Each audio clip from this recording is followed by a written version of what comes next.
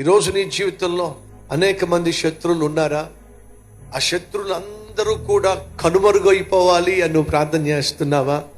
ప్రభువా, ఒక్క శత్రువు కూడా ఉండకూడదయ్యా, ఒక్క కష్టం కూడా ఉండకూడదయ్యా, ఒక్క శ్రమ కూడా ఉండకూడదయ్యా, ఒక్క బాధ కూడా ఉండకూడదయ్యా. అయితే నేను పోవాలయ్యా. ఏమవ్వాలి? అయితే నేను పోవాలి, అంతే కదండి.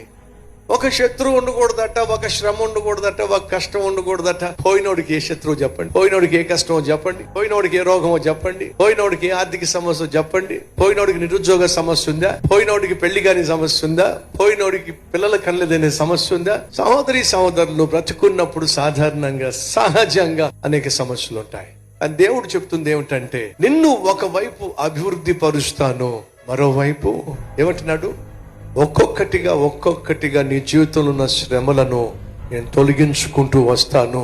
అది నేను క్రమక్రమముగా చేస్తాను.